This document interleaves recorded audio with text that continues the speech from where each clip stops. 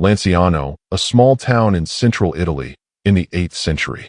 A priest is celebrating Mass, just like any other day. But this time, a question arises in his mind, one that could shake the very foundation of his faith. End quote. Is this truly the body and blood of Christ? End quote. How could a man who has dedicated his life to God ever doubt the most sacred mystery of all? This is a challenge that none of us can escape, and it is not only the priest and Apos' story, but also our own. We all face moments of doubt, moments when we question the things we hold most dear, especially in matters of faith.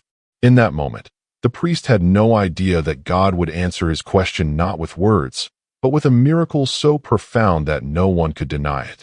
But where did this miracle come from? Is our faith truly as strong as we believe? Or does our faith, at times, need to be tested by the very things we cannot explain, by miracles that only God can grant? This is not just the story of one priest, but the story of all of us as we navigate the mysteries of faith. As the priest stood before the altar, holding the bread and wine, his mind was still filled with questions. The prayers flowed, but his thoughts could not escape the doubt that lingered about the true presence of Christ in the Eucharist. How could a piece of bread and a sip of wine truly become the body and blood of Christ, whom he had never seen with his own eyes? This question was not only his, but that of many throughout the history of the Church. But at that moment, something strange began to happen. As the priest performed the consecration, the bread in his hands gradually transformed into flesh, and the wine turned into real blood. The priest watched in disbelief as this miracle unfolded before his very eyes. This was no ordinary sight. It was a miracle, one that not only shook the priest, but also those who were attending Massachusetts. How could such a thing be explained? How could the body and blood of Christ appear in this way? God did not answer the priest with words, but with action. The miracle was not just a sign of his presence, but a powerful reminder of the need to trust in what cannot be explained. Not everything can be understood through reason. Some things can only be felt with the heart, through faith. But the questions lingered. End quote. Why me? Why did this miracle happen to someone like me, someone who doubted? End quote. The questions continued to swirl in the priest and Apos' mind. But even though there were no answers, one thing was clear: he would never forget this moment, this encounter with the divine. The priest was not the only one who witnessed the miracle. The congregation, the faithful present at the Mass, also saw this extraordinary event unfold. Each of them was a devout believer, but could they handle this miracle in the way it was intended? How could they process something so divine, so mysterious? Some were silent, unable to speak a word, overwhelmed by what they had just witnessed. Others whispered among themselves, exchanging thoughts and wonderings about the miracle they had seen. But there was one among them who was not shaken. An older man, a lifelong believer, one who had seen many miracles in his time, stood undeterred. He had no doubt. For him, the miracle did not come as a shock, but as a confirmation of something he had known for a lifetime. The presence of Christ in the Eucharist was no longer a mere theory or belief. It was a reality, something he could experience with his heart. The rest of the congregation was left with a question: how do we understand and accept something so miraculous? How do we live out our faith in the face of such a profound mystery? It was this older man, with his unshakable faith, who stepped forward, offering a prayer for all present. He prayed for the strength to believe, to accept, and to trust in God and Apos' presence in the Eucharist, even when the mysteries of faith seem beyond our understanding. He was not just a member of the congregation. He was a man of deep faith. For him, the miracle was not a surprise, but a reassurance that the things God has taught us, even when they cannot be explained by reason, are still the truth. And we must believe in what we cannot see. The sudden transformation was more than the priest could handle. The overwhelming sense of wonder gave way to a deep, unsettling confusion. He felt as though he were sinking into an abyss of uncertainty. Everything around him seemed to blur, as if the very foundation of his understanding was crumbling. For a moment, he didn't know what to do. The miracle had appeared before him, but his mind struggled to comprehend it. His doubts, once suppressed, now surged to the forefront.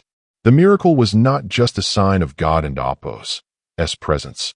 It was a challenge to everything the priest had believed. How could something so extraordinary, so impossible, be true. The bread had become real flesh, the wine real blood. But why? Why would God choose to reveal this mystery in such a way? The questions kept spiraling in his mind, and the answers remained elusive. The priest's inner turmoil grew stronger. He had dedicated his life to the service of God, and yet, in this moment, he found himself questioning everything he thought he knew about the Eucharist. The miracle seemed so simple, so direct, yet it was a mystery that surpassed all human understanding. Why had this happened? Was it to confirm the priest's faith, or was it a sign of God's mercy, a reminder of how little we understand about his ways? In that moment of doubt and uncertainty, the priest found himself feeling utterly small. He was overwhelmed by the enormity of the miracle, but also by the realization that some things in faith can never be fully understood. Perhaps, the priest thought, this miracle wasn't about explaining everything. It was about accepting that God's mysteries are beyond our comprehension, and our task is not to explain them, but to trust in them. As the miracle unfolded, the priest could no longer deny the truth of what was happening before his eyes. The miracle was not a punishment for his doubt, but rather an act of divine mercy. The realization came like a wave crashing over him.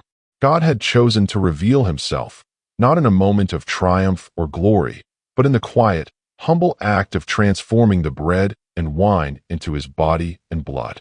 The priest was struck by the profound sense of mercy that enveloped him. Here he was, a man who had doubted, who had struggled with his faith, yet God had chosen him to witness this miracle.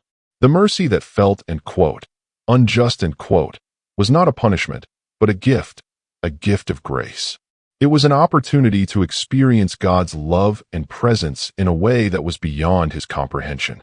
For the priest, this was not a moment of guilt or shame, but of overwhelming gratitude. He had been given a chance to experience the very thing he had questioned, and in doing so, his faith was strengthened. But this moment of mercy also made him feel unworthy. How could he, someone so flawed, be the recipient of such a profound sign of God's love? Why had God chosen him to witness this moment, when his faith had been filled with doubts? And yet, it was in this very moment of undeserved mercy that the priest realized the true depth of God and Apos' love. It wasn't about being worthy. It was about God's willingness to love and forgive, to reveal himself in ways that were beyond human understanding. The miracle was not just about the transformation of bread and wine, but about the transformation of the priest's heart. After the miracle had taken place, the priest felt an overwhelming sense of peace that he had never known before. The confusion and doubts that had plagued him were now replaced by profound gratitude. There was no longer a need for explanations, no longer a need to question. He had been given an undeniable sign of God's presence, one that surpassed any human understanding. As the congregation witnessed the miracle, they too began to understand that this was not just about the priest's personal journey, but about the collective journey of faith. Each person present had witnessed a miracle that called them to look deeper into their own beliefs. The miracle was not just a physical transformation, but a spiritual one that called them to examine their relationship with God. The priest gave thanks for the grace of this miracle. Though he had doubted, God had responded with mercy, showing him that faith does not require perfect understanding. It only requires trust in God's divine will. As he stood there, in awe of what had just occurred, he realized that this moment was not the end of his spiritual journey, but the beginning of a deeper faith, a faith that embraced mystery, that found strength in trust, and that was willing to accept God's love even when it could not be fully explained. The miracle in Lanciano was not just a testament to the power of God. It was a reminder to all who witnessed it that God's presence is not always easily understood, but it is always real. And it is through such moments of mystery that we are invited to grow in our faith, to trust in God and Apos' providence, and to give thanks for his mercy, which is greater than any doubt or question. As the centuries have passed, the Eucharistic miracle of Lanciano has continued to be a powerful witness to the presence of Christ in the Eucharist.